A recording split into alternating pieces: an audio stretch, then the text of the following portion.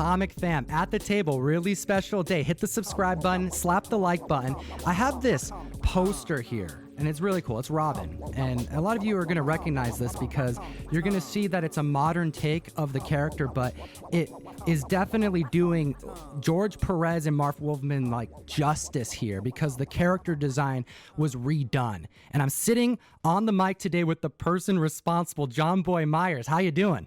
Hey, what's up, Tom? How you guys doing? Super pumped, man. We're going to have a fun show for the Comic Fam today. Make sure to comment down below. It'll enter you to win this awesome poster signed by Jonboy. Now, Jonboy, you did a bunch of stuff for the comic industry over this last decade. Heck, we can get into Masters of the Universe, Teen Titans, you revamping so much. Heck, I have your action figure on my shelf right now. I can see that Robin right there. Oh, wow. That's crazy. But I want to chat with you about this because we teamed up this month to do a TMNT exclusive. Now, this right here is the first TMNT exclusive I've ever done. So this is a big moment for me. But this was also your first TMNT exclusive. My first TMNT cover ever. And also, this is the first time the TMNT logo has ever been vertical on a comic book. They've never done that before. They did that for us. So this is definitely, it's not just a cool cover and it's super exclusive, but it's also a first for the logo sitting on its side. So it's pretty dope. I wish we could have gotten the X-Men logo on that instead, but it's for branding. They have to like put a new trademark in and all this stuff. So I'm sure they won't do that for us. But man, it looks nice. Wow. Dude, it looks, Comic fam, you guys are going to be excited to get this in your September mystery mail call box. Everybody's getting one version of this cover. You have this color version as well as a black and white version, and it's all randomized. And I wanted to take this opportunity to chat with you, Jonboy, about the process, the creative process. And let's take them back to the beginning, because when I told you that I had a couple different franchises we could, dive into, I mentioned Power Rangers, I mentioned a couple others, but when I said TMNT, I felt like your ears perked up. Yeah. Like we were talking on Instagram, I think we were talking about potential stuff, and you're like, hey, I'm doing all this stuff. I was like, oh, that's awesome. And you're like, hey, I've got a couple things. I was like, Power Rangers, like, You're like, well, I've got this, I'm working with the Turtles folks. Would you be interested? I'm like, oh, dude, absolutely. And I think we briefly talked about a couple ideas, because for me, it's important to, as an artist, to deliver something to you that, one, you want, two, that you could actually sell, because there's nothing worse for a retailer to get a cover. You're excited about doing a cover and you're like, well, what is this? I can't sell this. So you want to make sure that there's open line of communication where you can deliver something that the retailer feels good about, that they know they could sell, that their members or their customers will actually want and be happy to get. So, and I think we talked about a couple team shots, and you're like, well, just, you were actually really cool about it. You're like, just do whatever you want. I was like, well, what do you think? And just make it really cool, just something that people get excited about. So I was like, and I think we had talked about some Homage covers too. So I thought, okay, well, because I don't normally do Homage stuff, but I was like, okay, well, let me mess around with a couple designs. And I think I did 4 designs, like I think 3 team ones, and then one where it's just Raphael kind of like running, kind of like the X-Men. Was it 173? Was it? Correct. That Paul Smith. Yeah. So send it to IDW, and then of course they'll let you pick which one. And then you're like, oh, dude, it's the Raphael, of course, hands down. So I was like, oh, right on. And then we got to work. And then I think later on in the process, we talked about maybe, because the original has Wolverine and Rogue in the background, and the way we set it up on the cover with the vertical logo, but then you have his size coming down in the shot. So if we added April O'Neil in there, which I think I sent you a couple mock-ups with April in it, which would have looked cool, but I'd have to scale her up more to read, so she didn't look like she shrunk or has shrinking powers. It just wasn't working, because every time I try to put it in, there's some weird cropping with his leg or with the side. I didn't want to cut her off, but then she just felt small because there's nothing to ground her in the back. So I think we ultimately decided, like, hey, look, man, we should just cut April, because if we put her in, it's not going to look right. People are going to it's cool, but they're like, there's something off about it. So, but I put some mousers, destroyed mousers in the back to kind of give it a little bit more of a kind of like perspective feel. You can feel like, okay, he's actually coming more towards you through some blood in the background, and voila, cover done.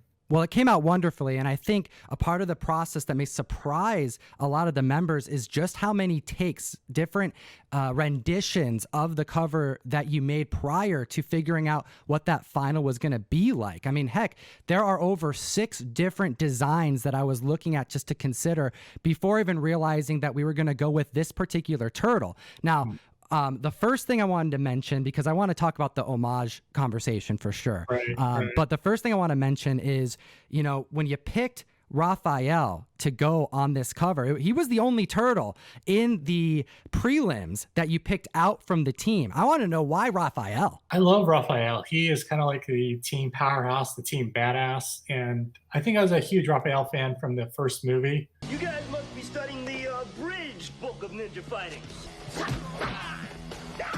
Because the movie kind of opens up with Raphael getting beat up by Casey Jones. And he's yelling, damn, you know, and it made such an impression on me as a kid. And he's one of my favorite characters from the cartoon, too. So it was kind of natural. After that is like Mike is a close second. So because he's kind of like the polar opposite, where Raph is kind of the serious Wolverine character. Mikey is more kind of like the fun-loving kind of, hey, hippie dude, what's up, man? Miss me by a mile. But we had a couple of those with Mike in there too, kind of front and center a little bit, where he's on the skateboard like, who knows? If you do more turtle ones, maybe we can always work those into like later on covers. So that'd be kind of cool. So one thing that I definitely avoid doing, because I've been, you know, doing a handful of these exclusives over the months, and we were doing a lot more going forward. And if any member wants to get their hands on a TMNT exclusive, you only have until September 15th to join the mystery mail call. Every member is guaranteed a version. I avoid homage conversations. I don't want to ask the artist to do another artist rendition unless they bring it to me. And my experience, you know, dealing with these exclusives is that most artists don't, you know, they don't really want to do homages. And I understand that. Right. You actually presented the idea. So when I saw that as one of the options, I was like, oh, I got to go all in. If he's willing to do it, I got to let him do it. Yeah, like the idea of it was just to do something that kind of had that same feel that kind of captures that, but not be a one-for-one. I think homage covers are really great to do. I just feel like they're a bit overdone. And a lot of the ones that are getting overdone, I feel like are just total traceovers of the original artist's work, which I'm just kind of like, guys, like, you know, there's that fine line. You want to kind of do it in the same vein as that, where it has certain similar beats, but not be a one-for-one, because it's kind of a, you know, I met a lot of these artists who they get homaged, and they're just like, why don't they just ask me to do it? Because like I'm the original artist. I'm like, yeah, they should, right? Oh, like, that's a good point. My work. So I felt bad. I'm just like, you know what? We should just, if I do them, I want to do something in that same vein, but kind of where it feels like it and it's paying tribute to. That's what a homage does, where it's just not one for one. You know? Well, I appreciate you putting at the very bottom. It does say Jonboy, and then it also says after PMS. So right. you did it right there. Not every artist does that. I think most guys do, like who do homages, but a lot of guys don't. You know, I don't know why that just became a thing now. Where like, but I mean, I've had a lot of conversations about homage covers with a lot of people, and I understand the idea of wanting to do it because people are just fans of, like, you know, the Spider-Man 300 cover has been done to death. And I'm just like, man, you know, what more can you do with that cover, man, that Todd McFarlane hasn't already done himself like 5 or 6 times, you know? It's like, you know, but I understand people collect just for that cover, which from a sales point of view as a retailer, it makes sense. You want to give your customers something that they're familiar with so they'll buy, which I get. For me, though, I'm just like, let's do something that feels like that, but is something badass, that is something totally exclusive to you, that like it's in that same vein, but not the same vein. You know what I mean? Because it makes it a little bit more special, I think. So. Absolutely. Well, something that you mentioned that really made this special for me, you know, I purposefully didn't take this to a undressed or virgin variant because this logo on here is a milestone for the franchise. I mean, this is the first time we're seeing a vertical logo on there. And I was pleasantly surprised that when you started this project that you were hitting me with ideas like that. Like you were looking beyond just, all right, how cool of a Turtles can I do? Because obviously that's a must. But you were looking for ways to make this just extra, you know, what's extra spice can we throw on this to, you know, impress the collectors? And it was like the first thing you thought of. Well, yeah, I think it's important, like for retailers when you're doing stuff, like to try to do covers that aren't normally out on the stands.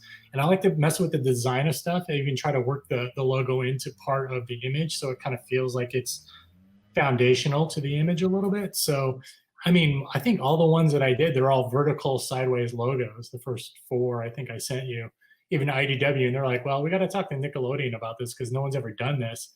I'm like, well, since it's a retailer cover, you know, it's its own thing. It's not really on the stands. Can we get away with that? And they're like, it shouldn't be a problem, but let me ask. Like, we'll just ask. I was like, oh, great. Because it gives you a first, but also it kind of gives people who collect turtles, this is something totally different. You know what I mean? And I mean, it's a retailer thing. So you really want it to be, this is your thing. You really want it to be special. And if we can do things that kind of help goose sales up and saying, this is the first on this is the first on that, I think it's, for me, I'm always like, you know, let's make sure the retailer can make money off of this because it's, you know, your buy-in is you're paying for the art. And then also, you know, on top of that, you're also paying for print, shipping, all this stuff. You're just one cover, bad cover away from like, oh, okay, we can't do this anymore because, you know, so you want to make sure you don't want to be that weak link in the chain. You want to be that guy who's going to deliver for you guys. You know what I mean? Because I would feel horrible if I, you know, sent you a cover that is less than something. You know what I mean? It's just I'm scared to put my name on it or just ashamed of it. You know, you don't want to do that. You know, you really don't. You want to deliver all the time. You want consistency, which is really important. So, yeah. It was a big deal getting this logo approved. Like, we have to go through not just IDW. A lot of people may be surprised. We have to go through the IP holder. You know, we went through Nickelodeon. And yes, you mentioned we were gunning for that X-Men logo, you know, and I was all about going for the most we could for this. And it did look good. In Comic Fam, you get to see it. It's not going to happen. Nickelodeon is not about to step on Marvel's toes, but we definitely tried. This was a big deal for them to do that. And I think just for you, like your first Turtle book out the gate, it's kind of nice to say, hey, look, we were the first, you know, to do this. And it kind of makes that something a little bit more special, you know? I mean, especially for collectors, you're like, hey, you know, there's only X amount of copies of this and it's sideways logo, baby, that's it. So this is, you know, come get it. Well, when you brought it up, you know, typically when I'm, you know, doing my part in this role here, I'm hearing what the artists are requesting, and then I'm trying to figure out through the publisher and franchise holder what we can get away with, and then I'm seeing you just jump into it. Hey, I'm hoping to make this happen. I'm hoping to make this logo look like this, and you got it done. And I don't know how you did it. I also am curious, like, how did you make a double cover, like error variant of the year, Venom 27? Like I was looking through mine. I'm like, was Jonboy going to hook it up? Like, what's going on here? But there's no. Like, I actually secretly paid off the publishers over at Marvel. It's like, man, do this double cover for me. And it really helped out. No. How did that go down? I got to bring it up while I'm on the mic. So I think the official count from Big Time Collectibles, as Diamond told them, it was about 582 to 584. So about 100 copies actually made it out. And for anybody who doesn't know, Venom 27, gorgeous cover. You did a couple variants. It was a store exclusive. And somehow, not only did they go out to other stores that didn't purchase it, there were error variants of the issue, and they did a double cover. Right. It was wrapped. It was supposed to be the Ryan Stegman black and white 1 in 100 cover. So those were already starting to ship out. And by the time Marvel had caught the mistake, the publisher, they had already printed, I think, the full 1,000 run of that. So they had to pulp the remaining ones. The ones that did get out, they asked for retailers to send back, which, come on, no one's going to send that back. No way. They went out quick, man. They're going for over $1,000 at 9.8. Ah, that's so weird, man. You know, it makes me wish that I had a couple copies. I think for me, the kind of losers were in this to a certain extent were Big Time Collectibles and Slab City, because that delayed their book because Marvel had to go to press just for those covers again. And they just got their books, I think, like last week. So they just started shipping out on those, and they had to, you know, do refunds for a couple of people. So, you know, those guys had to lose money, which as a retailer, I hate seeing retailers lose money on stuff because, you know, this is nickels and dimes here, that, you know, everything counts, you know, especially in COVID. And I really did not want to see them have to take a hit over that. I mean, it's really great and exciting that this thing happened, but it really didn't benefit them too much because their customers had to wait. And there's a lot of people who were upset about it. And, you know, they try to explain like, hey, this is not our fault. But, you know how it is. You've been on that end where people don't care. They want their books now. And why do they have that book and I don't? They're like, I don't know. I didn't, it's like, what are you going to do? Right. Absolutely. I think that it's nice that you brought it back to the retailer and even yourself too, because like comps are a big deal, making sure that the artists and creators are getting, their work that they made. And although the collector's market is freaking out, and as I mentioned, variant error of the year, I'm calling it here. Wow. It's very exciting to see so many collectors being not just reintroduced, but introduced to you for the first time. Because since you came on the scene doing Marvel exclusives and of course all your DC exclusives, and now, you have a couple more Marvel ones coming up, I believe. Maybe you can chat about those. People are excited. Man, I think since COVID started, I've done like 10 different variant covers, 10 or 11, counting yours, almost maybe 12 or 13. I've done ones for Valiant now. I think I've done 3 for Boom. I've done 2 for DC. I think I've done 4 or 5 for Marvel. One of the good things about the Air variant was that, hey, I had other people reach out and say, hey, can you do our variant too? And I'm like, oh, yeah, sure. Like, yeah, that's great. I don't know if people are thinking like, yeah, maybe we'll get lucky and get an Air variant on that too. Yeah, could lightning strike twice? Got it. Well, before I let you go, Jonboy, I got to ask, what's the status of Princess Dragon Killer? Because you brought this to Kickstarter last year. The sketchbook sold out. Everyone's excited about this independent run that you're bringing. What's going on? Still working on it, guys. Like, I want to make sure the book is done even before it's solicited. So I don't want it to be, if I decide to do a Kickstarter thing, I want to be able to just have it ready to go and ship out. I don't want people to wait for 3 or 4 months, because I think a lot of Kickstarters that are actually going on right now, I think once they end, like exception of Brian Paluto's stuff is always, he told me to, is get stuff in the can before you Kickstarter. So when it's done, you can start shipping out. And I think that's a great model. I don't want people to wait. So it's either going to end up as a Kickstarter thing, or it's going to end up probably, hopefully, I hope, fingers crossed, at Image as a monthly, hopefully by next year. So I'm actually working on my last couple covers. So I'm trying to like block in time again to wrap up Princess Dragon Killer. I just got tons of like offers to do variant covers, and I'm just like, oh man. They're like, hey, do you want to do a death metal Robin King cover? And I'm just like, yeah. I don't not want to do that. Yeah, but I'm like, what's a Robin King? I was like, what's Robin King? They're like, you don't know what Robin King is? I was like, no, well, what's a Robin King, right? And they're like, oh, they sent me all this stuff. They told me all this, like, I got a whole earful, and asked my buddy who works at the shop, and he's just like, oh, this thing is so crazy. It was like $500 even before it came out. And I'm like, what? I was like, so Damian Wayne? They're like, no, it's Bruce Wayne. I was like, how can Bruce Wayne be Robin? I don't understand it. Like, I don't, but I'm sure someone will explain it to me. So I guess you're doing it sounds like. Yeah, I'm working on it right now. It should be done. I think it'll be out in October from, I think, Frankie's Comics. So, oh, heck yeah. Frankie's does some awesome variants. Oh, God, those guys are crazy. Oh, like, every retailer has a really cool variant. Post-COVID, it just kind of exploded, right? Like, everyone's doing covers. And I'm kind of scared, though. It's like, I'm afraid that market's going to implode because there's too many variants. But I don't know. As long as you got a good audience who will buy, I think it's okay. You know. Well, I think if artists continue to kind of follow in your footsteps, bring in unique aspects to the cover, take in a little bit more time, a little bit more planning, the variant market is in safe hands. Jonboy Meyers, thank you so much for teaming up on our first TMNT exclusive. I'm super excited, man. Thank you for having me, Tom. This has been great. We got to do more, man. Got to do more Turtles. I think you need to do a Ronin cover is what you need to do. Oh, and since you brought it up, Last Ronin's coming. Who's your pick? I want to say Raphael, just because he's the revenge type, but it could be the Dark Horse Maverick, which would be Mikey, which is totally like this thing happened to his family and he just went totally dark on you. You know, you never know. So, or, it could be an amalgam of all of them.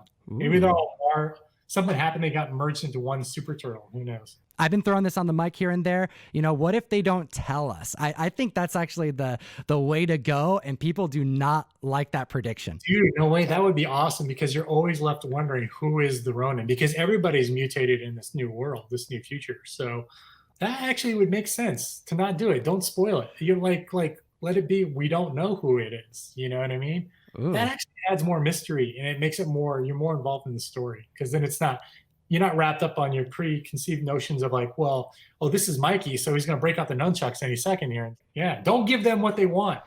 That's awesome. Yeah. Comic fam, who do you think is the Last Ronin? What's your favorite Jonboy Meyers variant? Let me know in the comment section below and enter you to win this awesome Robin poster signed by Jonboy Meyers. And as always, Everybody out there, please geek responsibly. enough said. Comic fam, go over to Instagram, link in the description, and go check out Jonboy007 Give him a follow. He mentioned that he would be down to maybe come back on the mic, that maybe he'll bring some giveaways for the comic fam. Go give him some love, go let him know that you saw him on the show, and maybe he'll do it. Maybe he's already committed to doing it.